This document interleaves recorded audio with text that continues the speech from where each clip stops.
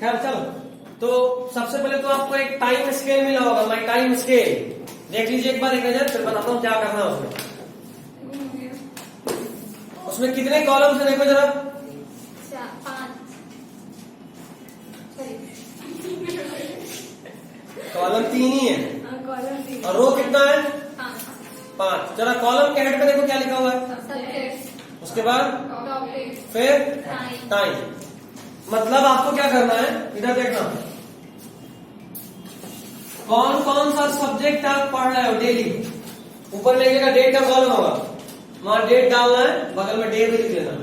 ठीक ठीक है ना। एक पाला में सब्जेक्ट, यहां पे एक रूल कंपलसरी है, एक दिन में मिनिमम 2 सब्जेक्ट तो होना ही चाहिए। मिनिमम 2 सब्जेक्ट, नहीं हुआ तो डांट तो सुनना है। ठीक, फिर आइए टॉपिक।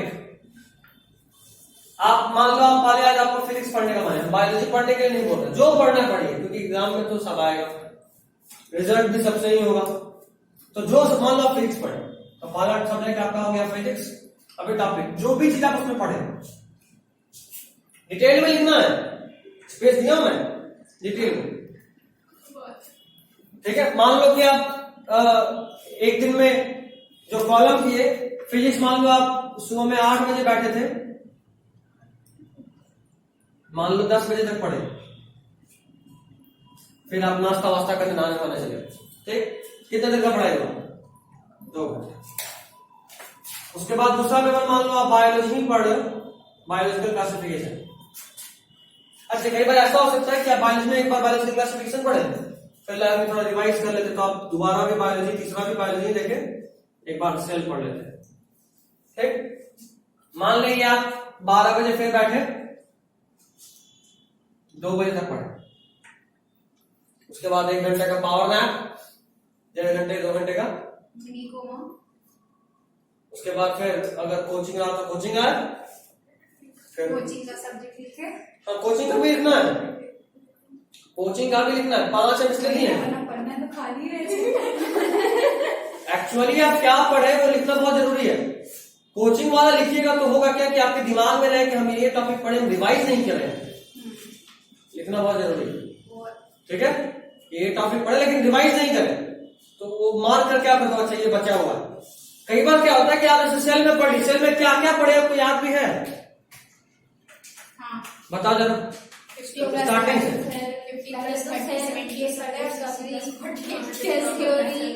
हाँ बोल बोल, स्टार्टिंग से बोलो।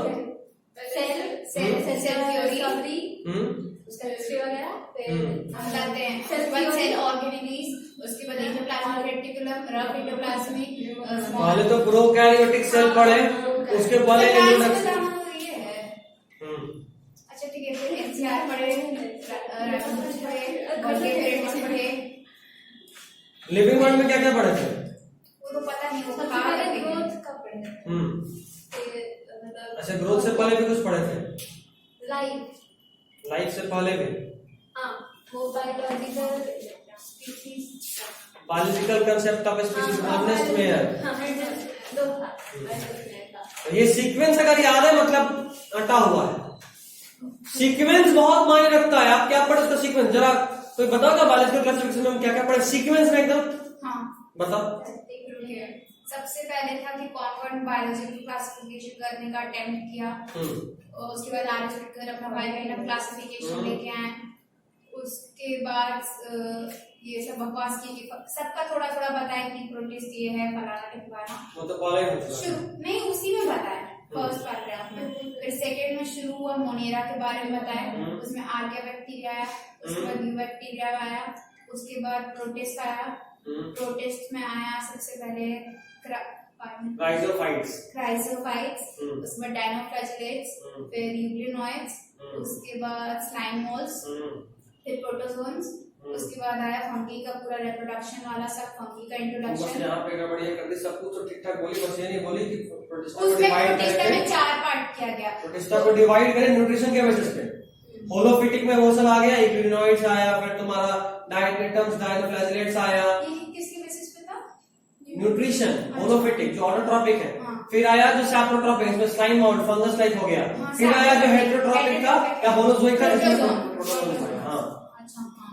फिर फंगस। प्रोटोजोन में भी 4 पार्ट था। हाँ। एमेबॉइड प्रोटोजोन था, फिर सिलिएटेड, उसके बाद एक और था एमेबॉइड, उसके बाद ये फ्लैजिलेला वाला, फ्लैजिलेटेड, सिलिएटेड और लास्ट वाला क्या था? स्पोरोजोन। हाँ स्पोरोजोन। चल उसके फिर आया बाद फंगस।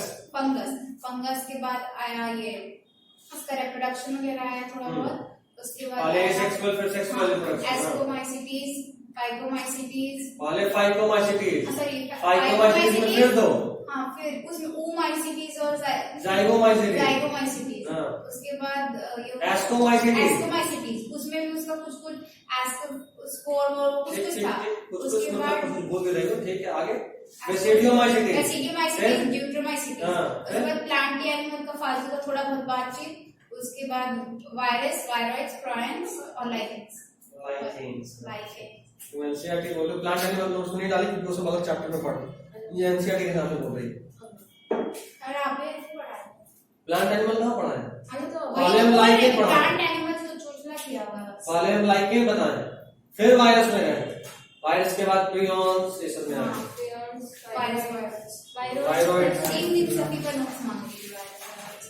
खैर अभी धीरे धीरे आपको चीज समझ में आ रहा होगा, सीक्वेंस याद होना कितना फायदा। सीक्वेंस का मतलब दिमाग में कुछ है ना, तो सीक्वेंस इसलिए लिखना है आपको, क्या पढ़े। तो एक दिन में कम से कम 2 क्लास तो होगा ही, 3 हुआ तो 3, 2 घर पे, नहीं तो 2 हुआ तो 2 क्लास वाला, 2 घर पे। रिवीजन में भी एक स्लॉट रिवीजन का जाएगा, तो 2-2 घंटे का 2 स्लॉट तो आपको ऐसे रखना है। एक स्लॉट रिवीजन का, कोई एक पढ़ लो, और एक और स्लॉट फिक्स होगा, ये होगा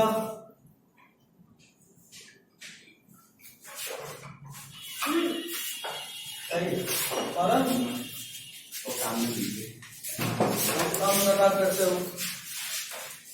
हम लोग पढ़ाते हैं काम से।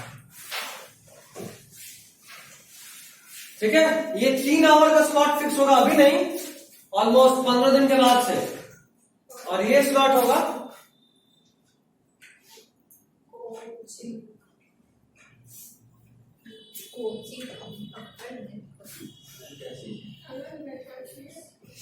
ठीक है, ये फिक्स स्लॉट होगा किसका? न्यूमेरिकल।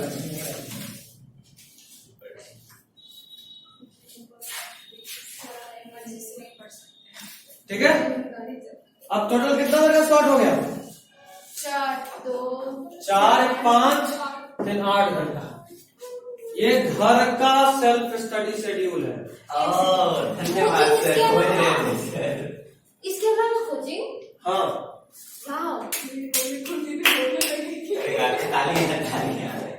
है, ये फिक्स शेड्यूल है। इसमें देखो शाम का समय हम छोड़ दिए आपको, क्या स्टार्टिंग में इतना नहीं बैठ पाएंगे, मतलब अभी 15 दिन के बाद ही हुआ ना।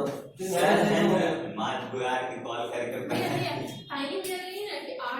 नहीं, सुबह में आप जब उठे आपका तो देखो, तुम अगर लेट करोगे इसे, चेक करने आ रहे हैं अगर कितने बजे, तो रात में उतना देर बैठ जाएंगे। नहीं होगा ना, हम बता रहा हूँ। अगर इसको लेट करोगे, लेट करने से क्या होगा, फिर तुम्हारा टाइम इससे और लेट हुआ तो फिर कोचिंग का टाइम क्लास करेगा नहीं। तो जैसे 8 और 10 का सुबह में नहीं पढ़े तो रात में जाके पढ़ लेना, उसका मतलब ये कहना चाह रही हो? नहीं होगा, एक लगातार पढ़ाई नहीं हो सकता है, तुमको बीच में गैप भी चाहिए। तो तुमको ये वाला टाइम अगर तुम सोगे गुजार दिए तो फिर बाद में गैप नहीं मिलेगा, और कॉम्प्लेक्स होगा तो फिर कुछ नहीं होगा। अच्छा, एक चीज जो हम आपसे ईमानदारी चाहेंगे, अगर आपसे मान लो 8 घंटा या 5 घंटा नहीं हो रहा है, जितना देर हो रहा है उतना ही देर लिखना। हम जो पढ़ेंगे जो करेंगे हम वही लिखेंगे टाइम के साथ। ये नहीं कि भाई सर डांटेंगे तो हम घंटा बढ़ा के लिखेंगे, क्योंकि तुम जो भी पढ़ोगे हम वो पूछेंगे। ये मेरे में एबिलिटी है। आप फिजिक्स पढ़िएगा वो भी पूछ सकते हैं, केमिस्ट्री पढ़िएगा वो भी पूछ सकते हैं, बायोलॉजी तो बचने का तो कोई ऑप्शन नहीं है कि आप लिख दिया कि सर हम 5 घंटा पढ़े थे, अब 5 घंटा पढ़ के यहाँ लिखे हो खाली 2 घंटा, हम पूछेंगे 2 घंटा में 2 टॉपिक पढ़े, 5 घंटा पढ़ गया पढ़ेगा, बोलेगा 5 घंटा हम पूरा बायो पढ़ के आए, उसके बाद उसका पता चल ही जाएगा रिजल्ट बहुत जल्दी। जो भी पढ़ के आएगा वो, मान लो यहाँ टाइम लिखा 3 घंटा और यहाँ पे टॉपिक खाली है बायोलॉजिकल क्लासिफिकेशन में, किंगडम मोनेरा। हम बोले अरे 3 घंटा में खाली किंगडम मोनेरा पढ़ा, कहाँ पढ़ रहा है ना? सर ये होमवर्क पहले से बना था मेरे नाइट। ये तुम लोगों को क्लास कोर्स में भेजे थे? नहीं पता, लेकिन हम खुद से बनाए। ऐसा नहीं बनाया, मेरा थोड़ा डिफरेंट है। जिस दिन कौन सा लेक्चर अटेंड करना है, कौन सा सब्जेक्ट पढ़ना है, और रोज का। तो ये 1 महीना बहुत रेगुलर नहीं, तो ये हवा वाला बात है। आप पहले से अगर डिसाइड कर लो कि आज यही पढ़ना, पता चला अगले दिन टेस्ट है, ये रोज मिलेगा सर। क्या ये रोज मिलेगा। तुमको इसका 30 कॉपी पहले कराना है और एक फाइल में करके रखना है, ऐसा काम करवाते हैं और हम डेली देखेंगे। ठीक है, हर दिन आपके पास ये फाइल होना चाहिए। और एक बात और, ये प्रैक्टिकल इंफॉर्मेशन, जब आप जेरॉक्स लगाइएगा तो आप आगे पीछे वाला में कराइएगा, तो बहुत मोटा हो जाएगा। पैसा तो उतना ही लगना है, बट मोटा बहुत हो जाएगा। 30 पेज कैरी करने में तो बैग लगा के मजा आ गया। इसीलिए 15 पेज ही होगा, बट उसमें 30 दिन का होगा। पिछले 1 महीना हमेशा 15 दिन में आपके पास होगा। तो जरूरी है उसमें कमेश्वर इंस्टीट्यूट लिखा जरूरी है, खुद से आगे नॉर्मल पेपर में लिख देंगे और क्या। नहीं, नॉर्मल पेपर नहीं, आपको ये कॉलम तो चाहिए। ये इससे क्या होता है, आपको कॉलम तो चाहिए। कॉलम जरूरी है आपके लिए, क्योंकि अगर आपके पास कॉलम नहीं होगा तो फिर वो मिक्स होने लगता है। हम चाहते हैं कि ऐसा गैपिंग हो कि आपको दिखे। जब दिखता है ना कि अरे यार आज से 2 घंटा पढ़े, तब दुख लगता है। 150 रुपए का 500 पेज दे के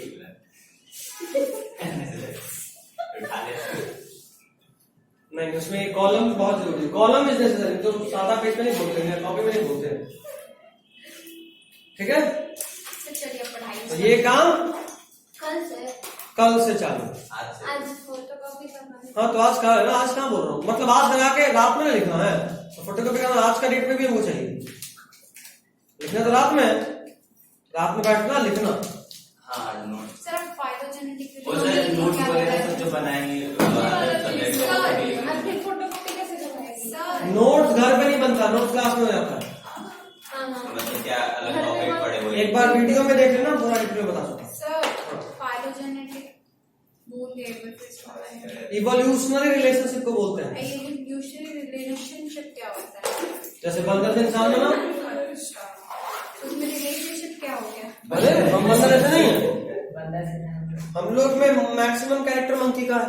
किंग कॉन्ग देखी है? ये मूवी नहीं देखती, पढ़ने वाली बच्ची पढ़ने वाले वेब सीरीज देखती है। 10 घंटा सर सो ट्रू, सर को पता है। सबका लक्षण दिखता है ना। खैर चलो ठीक है, मस्ती मजाक की तरफ आगे बढ़ते हैं। Page number 102। खाली मुन्ना भी देखते हैं। अरे कल कहाँ तक बताया था? सर आप बताए थे सीलिएटेड एपिथेलियम का। सिलिएटेड एपिथेलियम हो चुका था। हाँ सर, रिवाइज करवा दीजिए एक बार पिछले क्लास का। सुनो सब लोग, सिलिएटेड एपिथेलियम हुआ था नहीं हुआ था? हो गया था। एक बचा था ट्रांजिशनल एपिथेलियम। ट्रांजिशनल एपिथेलियम मैंने आपको कहा था कॉपी के ऊपर में लिखना, लिखा हुआ होगा पेज के ऊपर, सबसे ऊपर में लिखा हुआ है ट्रांजिशनल। नहीं तो लिख लो, नहीं लिखो तो लिख लो, एक लाइन तो है। ट्रांजिशनल एपिथेलियम एक ऐसा एपिथेलियम होता है जो इलास्टिक होता है। एक ऐसा एपिथेलियम जो इलास्टिक, थोड़ा स्पेशल टाइप का एपिथेलियम है। कहाँ मिलता है? यूबी में मिलता है। कहाँ मिलता है? यूबी। अभी यूबी क्या है? Urinary bladder.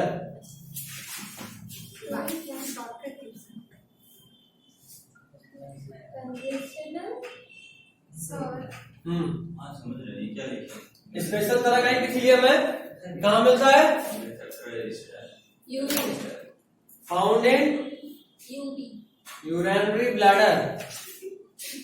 अगली बार से इसको यूबी लिखूंगा, पहली बार के लिए पूरा लिख दिया। ठीक, फाउंड इन यूरिनरी ब्लैडर।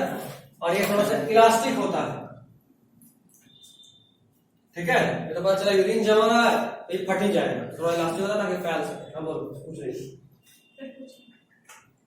मुंह पे टेप लगा देंगे, सिल्वर वाला। कलर भी चूज कर ली, सिल्वर वाला ही लगाना है। हमको लगा सब लागू लेकिन वाला। ठीक है, सिल्वर वाला बहुत अलग होता है। तो फाउंड इन यूरिनरी ब्लैडर। उसके अलावा और भी जगह जैसे यूरेटर में भी मिलता है, लेकिन आप यूबी लिखिए तो ठीक है, वैसे लिख लो और लिख लो। फाउंड इन यूरिनरी ब्लैडर या लाइनिंग ऑफ यूरेटर, कॉमा देके लिख लो, लाइनिंग ऑफ यूरेटर। हो गया?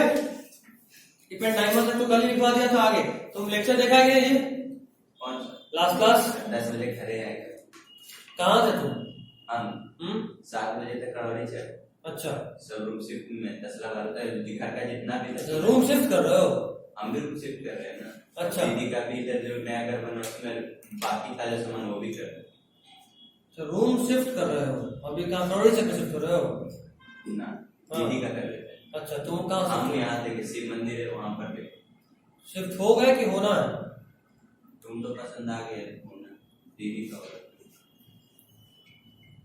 अच्छा रूम है सर, एक फ्लैट ही है सर भाई। सौरभ किस दिन मिली? किसकी दीदी है? सौरभ की तो दीदी है। अच्छा। सिखाते तो हम है ना साथ में। भैया चाहिए ना, अकेले हम नहीं जाएंगे ना। रात रात हो जाता दिक्कत हो जाएगा ना। सौरभ की दीदी का उनका तो शादी हुआ था ना सर, उन्हीं का शादी था। हाँ तो वही ना सर घर बना सर। अच्छा, ठीक। वो भी शादी कर। अभी भी वही है। I'm against all this concept. Please, देख लेगी, जल्दी देख लेगी। चलो ठीक। उनको देखना ही नहीं तुम्हारा भी। हाँ, मुझे भी अच्छा नहीं है, ठीक please। ये मेरे मारने का तरीका सेट कर दिया। बाइक सीख रही है और हमको पीछे बैठना है। कोई बात नहीं, चलो ठीक है। चलो आगे लिखो। Columnar next page number 102। Sir आप बोले थे रिवाइज कराएंगे। शौक ना है। सर रिवाइज कराइए, टाइम निकल रहा है। रिवीजन में भी टाइम नहीं जाएगा, क्लास के बाद रिवाइज कर लेते हैं। तुमको दिक्कत, सबको दिक्कत है? जिनकी की पढ़ाई तो हमको तो पूरा दिक्कत है 30 मिनट का वीडियो देख लो। नेक्स्ट लिखो, आगे लिखो। बाबा साउंड चाहिए। वीडियो देखना सुना एक बार नहीं होगा तो वीडियो तो क्लियर हो जाएगा। 2x नहीं 1.5 ज्यादा तेज है। 2x का तो कुछ समझ में नहीं आएगा। जब हम लेक्चर किसी का भी कॉन्टेक्स्ट में देखते हैं ना, मेरी मम्मी पापा मेरे सर पे आगे खड़े होते हैं। तू इतना पास देख रही हो, तू इतना पास देख रही हो। मुझे टाइम वेस्ट हो रहा है मेरा। चलो ठीक है लिखो। कॉलमनर और क्यूबॉइडल सेल्स। कॉपी में नहीं बुक में। Next page. तुम सब कुछ कॉपी में लिखते हो क्या? नहीं, वो सिर्फ शॉर्ट में कुछ लिखे थे, यहाँ पे लिख लिए लेकिन। नेक्स्ट पेज का बुक। Next page book. हाँ, ऊपर में कॉलमनर और क्यूबॉइडल सेल्स। कॉलमनर हम सब सिखा देते हैं देखना। कॉलमनर और क्यूबॉइडल। कहाँ घुस गया उसको? Columnar or cuboidal cells get specialized into glandular epithelium. Gets specialized into glandular epithelium. Specialized उतना छोटा सा जरूरत नहीं है। सर सबसे तो ये ऊपर इम्पोर्टेंट में वाला मत ही लिखो। वहीगा बुक में। Get specialized Into glandular epithelium. मतलब जो भी ग्लैंड्स होते हैं वो भी कौन से टिश्यू होते हैं? Epithelial tissue. तो कॉलमनर और cuboidal cells get specialized to form glandular epithelium. Next point, it is of two types. It is of two types. First unicellular. It is of two types. First unicellular.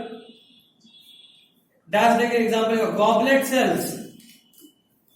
Goblet cell या तो लिखा है goblet gland of alimentary gland, answer लिखा है goblet gland of alimentary canal.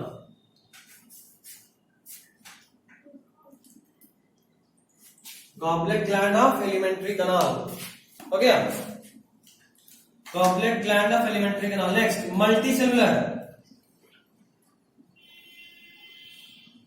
Multicellular में लिखिए क्या? ये म्यूकस रिलीज करता है स्टमक में। बताऊंगा, 250 प्राथमिक बताऊंगा। मल्टीसेलुलर एग्जांपल है कि सैलिवरी ग्लैंड।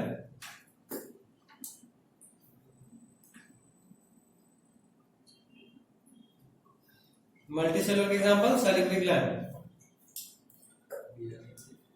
ठीक है।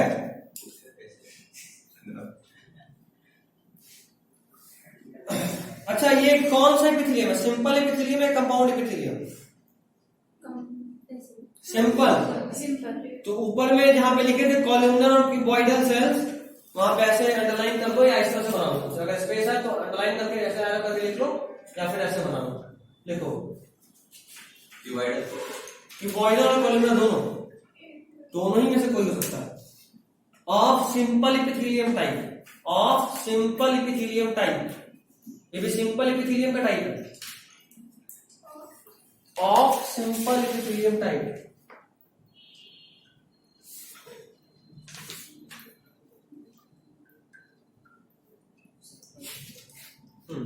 सिंपल इपिथेलियल टिश्यू का ये भी टाइप है।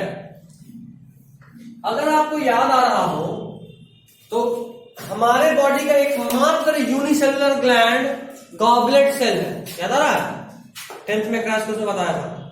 गॉबलेट सेल नहीं सुने थे? स्टमक के अंदर पेप्सिन होता है जो कि मसल को डाइजेस्ट कर सकता है, मांस को डाइजेस्ट कर सकता है। हम लोग नॉनवेज तो खाते हैं, बट हमारा स्टमक भी तो मसल का बना है, उसको डाइजेस्ट नहीं करता। कारण बताया था कि उसकी इनर लाइन पे म्यूकस का लाइनिंग होता है, तो ये जो म्यूकस होता है उसको रिलीज कौन करता है?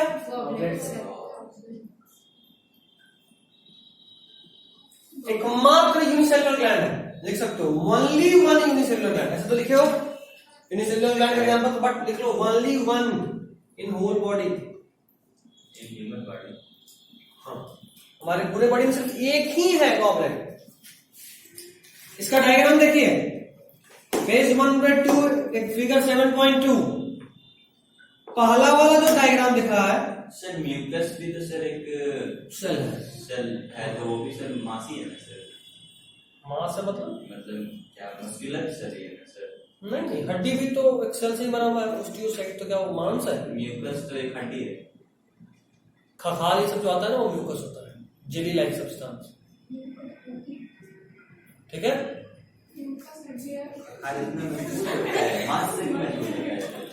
मजबूत नहीं बोले हम तो सर, वो क्यों नहीं सर डाइजेस्ट हो जाता है? केमिकली रेसिस्टेंट होता है। कोई कोई दिखता पत्ता लेकिन ताकत बहुत होता है, तो क्या कहोगे? बात ही अलग है। कुछ वैसा ही यहाँ भी होता है, ठीक?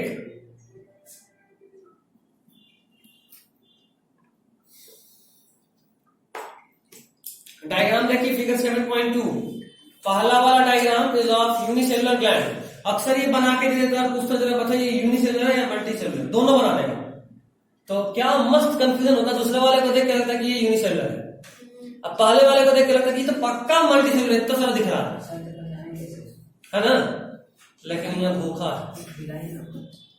फर्स्ट सेल है, first diagram is of unicellular, लिखा गया ना यूनिसेलुलर ग्लैंड, देख लीजिए, अब याद रखेंगे ऐसा वाला होता है यूनिसेलुलर। दूसरा वाला ऊपर में सर सीढ़ी है, हाँ माइक्रोविलाई उससे पहचान बिल्ली है सर। हाँ पहचान सकते नहीं है इसमें, पहचान सकते हो, बट ब्लैक नहीं ब्लैक एंड दिक्कत होगा बाबू, इतना आसान मत समझो। दिक्कत ये होगी कि जब ब्लैक एंड व्हाइट इसका क्वेश्चन ब्लैक एंड व्हाइट होता है तो सब मिलके एक जैसा हो जाएगा, पता ही नहीं चलेगा कौन क्या है, कैसे क्या डायग्राम सेम ही रहता है। यही खास बात है, एनसीईआरटी वाला डायग्राम हुआ होगा, बस यही बात है। क्योंकि यूनिसेलुलर ग्लैंड में देखो बहुत सारा जगह पे दिख रहा है म्यूकस डिपोजिशन, मतलब यूनिसेलुलर वाला देखो बीच में थोड़ा सा ब्लूइश टाइप का है, तो लग रहा है कह रहे पक्का तो बहुत सारा सेल है तो रिलीज कर रहा है, तो पक्का मल्टीसेलुलर यही होबे करेगा, डिबा देता है दिमाग। Next is exocrine and endocrine gland. I guess you must be familiar with this terms, but आपने तो 10th पढ़ा ही नहीं है, आप लोग तो पढ़े लिखे बकलोल है।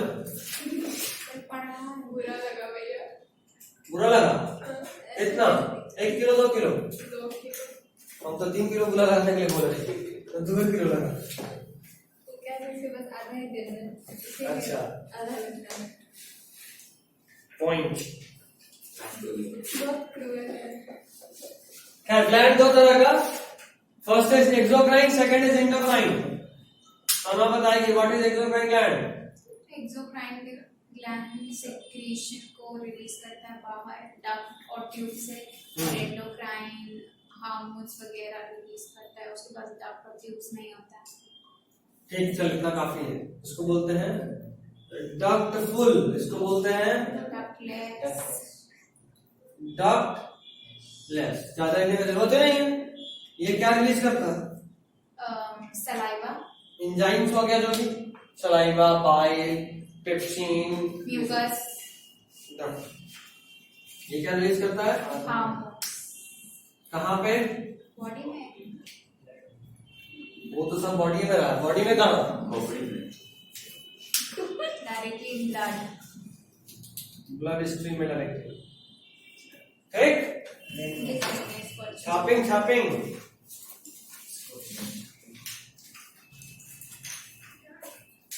इस पेज में बहुत लिखना है क्या भैया? नहीं ज्यादा नहीं, बहुत जल्दी टाइम हो गया। आज पिछली में खत्म करने का उसमें ज्यादा पढ़ नहीं पाएंगे। उन लोगों को भी अब कितने दिन कर देंगे? 3 दिन, अभी तो 4 दिन हो जा रहा ना एक्सटेंडेड।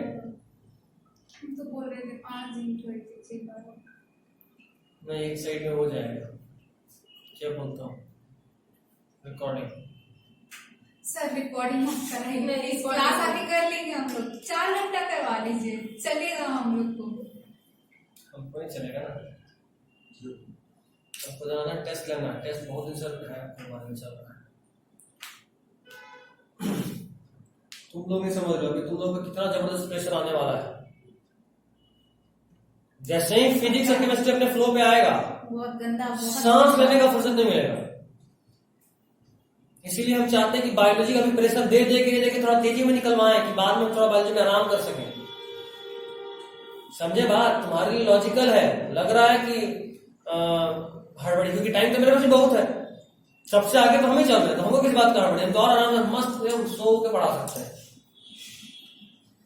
लेकिन नहीं, हम सारा सब्जेक्ट मैनेज कर रहे हैं। तुम्हारा एज ए स्टूडेंट सोच के तुमको करवा रहे हैं कि अभी तेरे पास टाइम है, बायोलॉजी निकाल ले, बाद में हम फ्लो कर देंगे जब फिजिक्स केमिस्ट्री अपने पूरे फ्लो पे होगा। स्टार्टिंग में अभी जब क्लास स्टार्ट होगा ना, फिर भी 1 महीने सब लोग टुकुर टुकुर चलेगा। केमिस्ट्री भी वैसे ही चल रहा होगा। बहुत केमिस्ट्री का क्लास ही नहीं हो रहा है सर हम सब बराबर में रखे। हम बायो को जोक रहे थे, लेकिन हमको लगा बहुत बड़ी बेवकूफी है। बायो पढ़ लो, मजा आ जाता है। और उसके बाद उतना मेहनत नहीं लगा पढ़ने में, क्योंकि पढ़ पाया ही लिए थे आप। यही दिक्कत है तुम्हारा। क्या ऑलमोस्ट सारे बच्चे का यही दिक्कत होता है। क्या? पहली बार बात समझ में नहीं आता है, एक बार जब बकलोली खुद कर लेते हैं तब समझ आता है। हम साथ में पढ़ रहे हैं, हम सारे सब्जेक्ट लेके चल रहे हैं, फिजिक्स केमिस्ट्री सबको डिवाइड कर करके। अनअकैडमी वालों का क्लास हो रहा नहीं हो रहा? हो रहा है, हो रहा है। क्या हो गया? क्या पढ़ा रहा है अभी वहाँ? ऑर्गेनिक में आयुर्वेद शुरू किया है। उससे पहले कॉमन नेम्स वगैरह था, एन आइसो नियो वो सब था। शुरुआत में हमको नहीं समझ में आया, फिर आगे से पढ़े तो कुछ समझ में आ गया। उसके बाद इनऑर्गेनिक में पीरियोडिक, इनऑर्गेनिक बताओ। मजा आता है उसी में, तो मतलब दिल खुश हो जाता है पढ़ने में। सबसे इंटरेस्टिंग इनऑर्गेनिक है, एक एक चीज एकदम। Inorganic is love. Wait for 1 हमको मंथ। पता है, हमको पता है सर, जो हमको आ रहा है ना तब तक हम खुश हैं। 4 बार उसको रिवाइज कर लेते हैं खुशी के मारे, समझ में आ रहा है। 4 बार। और फिजिकल के हम नहीं पढ़ रहे हैं, थोड़ा सा मतलब मोर कॉन्सेप्ट पढ़ के रखा। नहीं ध्यान देना चाहिए। स्टेरियो केमिस्ट्री चालू है, और फिजिक्स में तुम लोग का जी वेक्टर्स। बोले सर करिए यही खा जाएगी सर, हम लोग क्या करेंगे? करियर खत्म। तुम्हारा एक सीट यही लेके जाएगी, तुम लोग जाने दे रहे इधर 10 सीट ले जाने वाली है सर, करियर ऐसे खत्म कर देती है सर। बोले 4 बार रिवीजन। तुम लोग का फिजिक्स, तुम हम 4 बार रिवीजन कर। अरे प्लीज एक ही चैप्टर जो एक टॉपिक समझ में आया वही कर तुम लोग का फिजिक्स वो इंटरेस्टिंग। स्टार्ट की वहीं पे ना जहाँ केमिस्ट्री कर रही हो? केमिस्ट्री भी चेंज हो गया? नहीं केमिस्ट्री भी नहीं, फिजिक्स। हाँ फिजिक्स तो चेंज। फिजिक्स वाले टीचर दूसरे आ रहे हैं। हमको ही बोला जाता है। करिए ना सर, देरी से बात करेगा सर, कब फ्लो में जाएगा? ऐसे सर टूला दूध दे। तुम लोगों का क्या हाल चाल, केमिस्ट्री में क्या चल रहा है? फिजिक्स में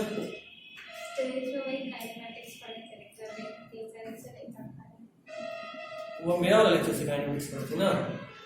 वो तो और पहले पढ़ा तो ये सर कहाँ से पढ़ा रहा है, मतलब कितना दिन से फिजिक्स कर रहे तुम लोग ऑफलाइन में? ज़्यादा दिन नहीं हुआ। कितना? एक वीक कंप्लीट नहीं हुआ तो तीन अभी क्लास। बैठा हुआ है। अच्छा, अभी भी आप बोलिए तो छोड़ दीजिए। लोग है, क्या बात है। टाइम का इशू है, नहीं तो कर लेते हैं। आज हमको सोच के सर को बताना है, याद आया टाइम। सोचिए सर, सोचिए, बोलिए तो सर, थोड़ा देर क्लास भी रोक लीजिए। फिजिक्स मुझे पहले हम लोग का मार्क्स नहीं था वो याद कोई बात नहीं, देखता सब कंपाउंडेड डिसीजन। ये हो गया। हाँ सर। कंपाउंड एपिथेलियम लिखिए। देखो कंपाउंड एपिथेलियम का जहाँ पर डायग्राम है वहीं पे लिखा जाएगा। लिखिए, इट हैज लिमिट, क्या ऐसे लिखा, कंपाउंड एपिथेलियम लिखा। Compound epithelium has limited role in secretion and absorption. Compound epithelium है, क्या होता है ये तो पता है ना, 2 या उससे अधिक लेयर का होगा। तो इसको अंडरलाइन कर दे सर। अंडरलाइन करो तो सब एक हो जाएगा, पूरा बुक में आ जाएगा, साइड में लिखो। एग्जांपल है एपिथेलियम में एब्जॉर्प्शन और क्या बोलते हैं, Absorption, secretion, ज्यादा है। एब्जॉर्प्शन, सिक्रीशन और इट हैज diffusion, लिमिटेड। फिर lining tissue, it has limited role in secretion and absorption. Compound epithelium has limited role in secretion and absorption. हो गया? Next point. Main function is to provide